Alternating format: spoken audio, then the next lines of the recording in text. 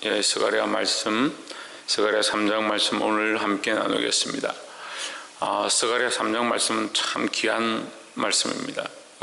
구약에서 참 보기 드문, 우리가 참 발견하기 힘든 부분들이 그리스도의 예표인데, 특별히 3장 말씀 가운데, 스가랴 3장 말씀 가운데 그리스도의 예표가 확실하게 나타나고, 이 그리스도에 대한 예표로 말미암아 우리에 대하여 그리스도가 어떠한 모양으로 역사하시는지, 어떠한 것들로 우리에게 일하시는지를 가르쳐주고 있습니다. 이 그리스도의 예표는 또한 우리에게는 희망이고, 특별히 이 예루살렘 성에 대하여 소망이 된다는 겁니다. 예루살렘에 대한 소망은 곧 우리 성도들의 살아남, 우리의 영원한 소망을 바라보게 하시는 말씀이다라는 겁니다. 이 말씀으로 또한 우리가 소망을 삼고 승리하기를 주의 이름으로 축복합니다. 3장 1절에 제사장 여호수아는 여호와의 사자 앞에 섰고, 사단은 그의 우편에 서서 그를 대적하는 것을 여호와께서 내게 보이시니라 했습니다. 여호수아는 대제사장이다. 그 여호수아는 예수님의 예표입니다. 이 이름 자체가 여호수아라는 게 예수님과 같은 뜻입니다. 여호수아는 대제사장이다.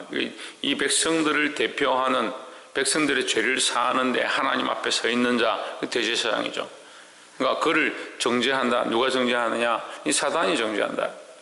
그러니까 사단이 항상 우리를 향해서 죄로 정죄한다.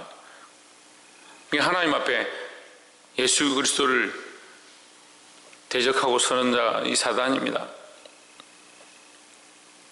대적하는 것을 여호와께서 내게 보이시니라. 이제라 여호와께서 사단에게 이르시되, 사단아, 여호와가 너를 책망하노라. 예루살렘을 택한 여호와가 너를 책망하노라. 이는 불에서 꺼낸 거슬린 나무가 아니냐 하실 때에 했습니다. 예루살렘이 어떻느냐? 불에서 꺼낸 거슬린 나무 같다. 그러니까 하나님의 진노로, 그러니까 이 죄로 말미암아 진노의 불이 임해서 탔다는 거죠. 그래서 거슬렸다는 거죠. 거슬렸지만 그 안에 생명은 사그라들지 않았다, 죽지 않았다라는 겁니다. 우리가 때로는 세상 가운데 범죄하고 죄의 길로 가고 하나님께로부터 멀어지는 모습들이 있지만, 하나님 우리를 버리지 않으신다, 우리 안에 아직 소망이 남아있다, 그것을 가르쳐줍니다. 예루살렘도 마찬가지죠. 이스라엘 백성들이 배역하고 죄의 길을 감으로 우상을 숭배함으로 바벨론으로 포로로 끌려갔습니다. 하지만 하나님께서 그 70년의 약속을 잊지 않으시고 다시 회복해 하실 약속들을 그들에게 주셨다라는 거죠. 3절에 여호수아가 더러운 옷을 입고 천사 앞에 섰는지라. 여호와께서 자기 앞에 선 자들에게 명하사 그 더러운 옷을 벗기라 하시고, 또 여호수아에게 이르시되, 내가 내 죄가를 제하여 버렸으니 내게 아름다운 옷을 입히리라 했습니다. 누가 제하셨느냐? 죄는 하나님께서 제하신다는 겁니다. 더러운 옷과 아름다운 옷이 나옵니다. 이 3절에 보면 처음 시작할 때 여호수아가 더러운 옷을 입고 있다. 그 여호수아는 대제사장이죠. 예수님의 예표이기도 하지만 또한 여호수아는 우리의 모습이기도 합니다. 우리가 뭘 입고 있느냐? 더러운 옷을 입고 있습니다. 이 더러운 옷을 벗기시고 이 아름다운 옷으로 다시 입혔다는 거예요.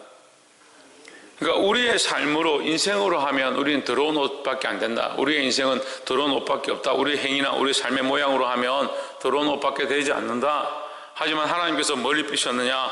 아름다운 옷을 입히셨다는 거죠. 이 아름다운 옷은 뭡니까? 우리의 행위가 아닙니다. 예수 그리스도로 입히셨다는 겁니다. 그래서 누가 입히시느냐? 여호와께서 입히시니까 아름다운 옷이 되는 겁니다.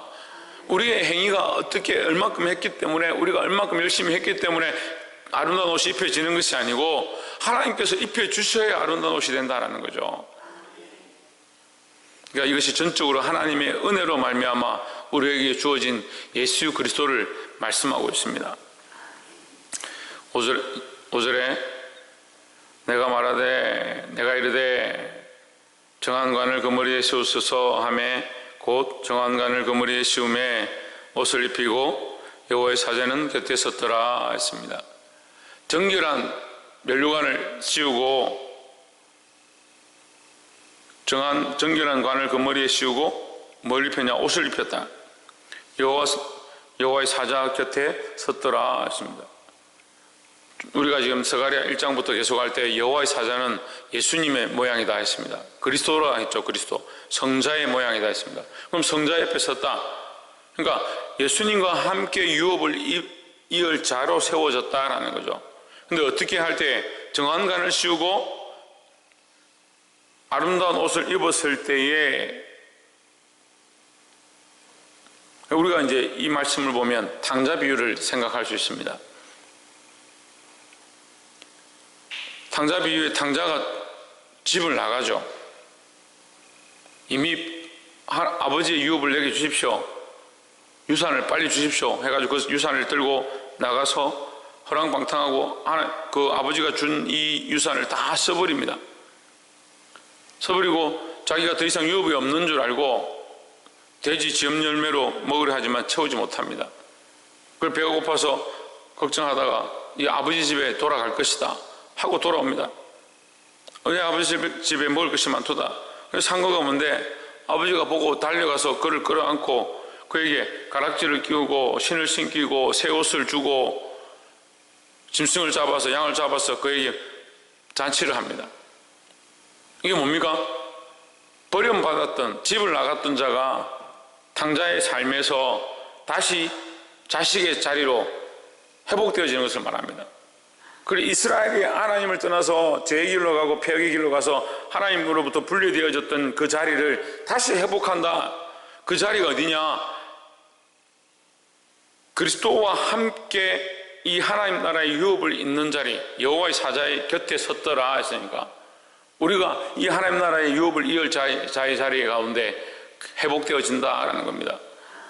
이 하나님의 우리에게 주시는 장자권이라는 게 장자권, 하나님 나라의 유업을 이을 권세, 하나님 나라의 백성이 되어질 권세를 우리에게 주신다라는 겁니다. 그래서 하나님께서는 우리를 회복해 하시고자 하는, 이 원래 주셨던 하나님 나라의 권세를 다시 회복해 하시고자 하는 그 마음이 있는 줄 믿습니다. 그래서 우리는 빨리 하나님께로 돌아와야 돼요. 하나님 우리에게 아름다운 옷을 입히시고 정결한 관을 주시고 여호와의 사자 옆에 서게 하시는 그 권세를 회복해 하시려고 하는데 우리가 빨리 돌아와야 되는 겁니다. 빨리 회개하고 정결함을 입어야 하는 겁니다. 거슬린 나무가 되었을지라도 하나님 앞에 빨리 돌아오면 되는데 돌아오지 않으면 어떻게 합니까? 완전히 타버리는 나무가 되는 겁니다. 완전히 타버리면 뭐가 없습니까? 소망이 없습니다. 8절에 대제사장 여호수아야, 너와 내 앞에 앉은 내 동료들은 내 말을 들을 것이니라. 이들은 여표의 사람이라. 내가 내 종 순을 나게 하리라. 여러분 성경은 삭을 나게 할 것이다. 이 순이 뭐냐?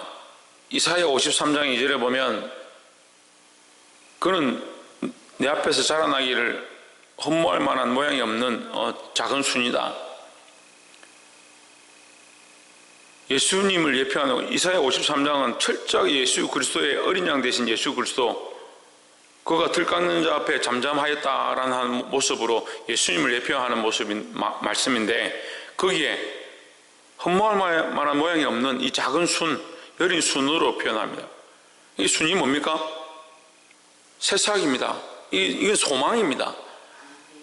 씨앗으로 예표되어지는 씨앗, 순, 삭 똑같죠?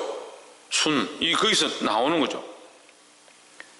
그을린 나무를 보니까 소망이 없고 그 그을린 땅을 보니까 이 예루살렘이 불타서 바벨론을 공격을 당해서 다 망해버리고 거기에 아무런 소망이 없다, 가능성이 없다라고 보고 있는 인간들의 모습에 하나님께서는 거기 뭘 더 하시냐? 이 싹을 나게 하는 거예요. 이 싹이 나는 겁니다. 거기 순이 나는 겁니다. 생명의 소망을 거기 주셨다는 겁니다.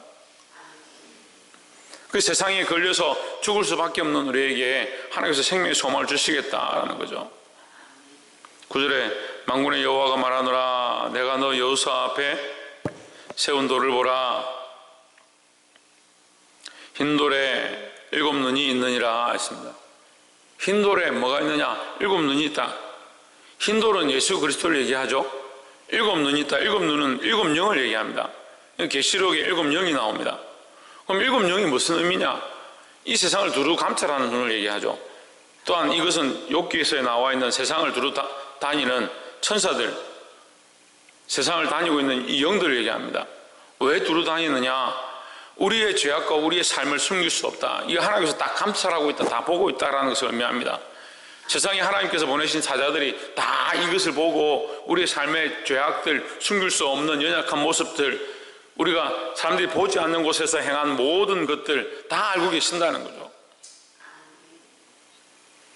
두루 감찰하는 그 눈들이 우리의 죄악과 우리의 죄를 알기 때문에 우리가 하나님 앞에 나오면 우리의 힘으로 할 수 없고 예수 그리스도로 말미암아 이 죄가 씻김을 받고 정결함을 얻게 된다는 겁니다. 흰돌에 일곱 눈이 있느니라. 내가 새길 것을 새기며 이 땅의 죄악을 하루에 제하리라 했습니다. 하나님께서 새길 것을 새기고 이 땅의 죄악을 사하는데 어떻게 사하느냐? 하루 만에 제한다. 하루 만에. 하루 만에 제한다는 것은 단번에 한 번밖에 안 된다. 한 번밖에 안 된다. 한 번 만에 죄를 사한다. 한 번 만에 죄를 사하는 것은 지금까지 이스라엘 백성은 한 번 만에 죄가 안 사해지죠. 매년 와서 제사를 드려야 되고 그들이 죄가 생각날 때마다 제사장에게 이 제물을 끌고 와서 제사를 드려야 되는데 하나님께서 새로운 약속을 주는 겁니다. 예루살렘, 이 새 예루살렘을, 이 예루살렘을 회복하고 성전을 다시 재건해라. 이 여호수아와 스룹바벨 보내서 이 이스라엘 백성들에게 이 소망의 말씀을 주는 겁니다. 줄 때 하나님께서 새로운 약속을 하는데 무슨 약속을 하느냐? 하루 만에 너희 죄를 사할 것이다. 단 한 번의 제사로 너희 죄가 다 씻겨질 것이다.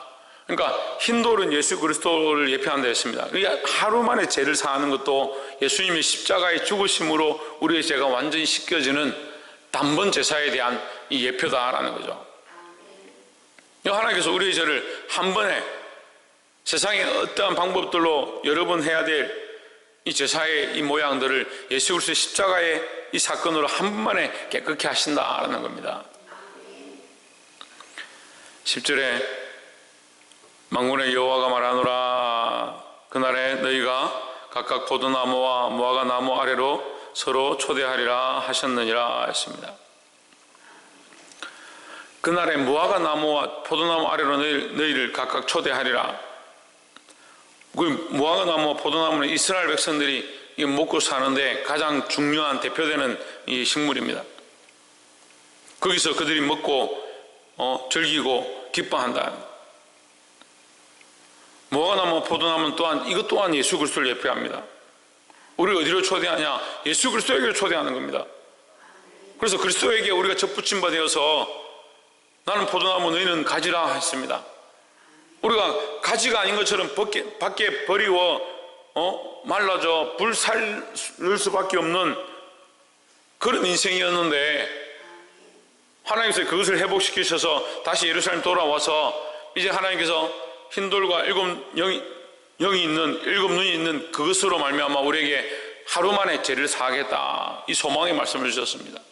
그 소망의 말씀으로 우리가 끝나는 것이 아니고 포도나무와 무화과 나무 아래로 초대한다. 이게 생명으로 공급함을 받는다. 자, 이 이제 3장의 전체적인 방향들은 나무로 시작하죠. 그을린 나무, 타버린 나무, 소망이 없는 것 같은 나무. 하지만 그 속에 뭐가 있느냐? 소망이 나고 순이 나고 그 순 속에서 하나님께서 새로운 희망을 주셔서 그 순이 난 나무를 어디로? 포도나무와 무화과 나무에게로 초대한다는 거예요.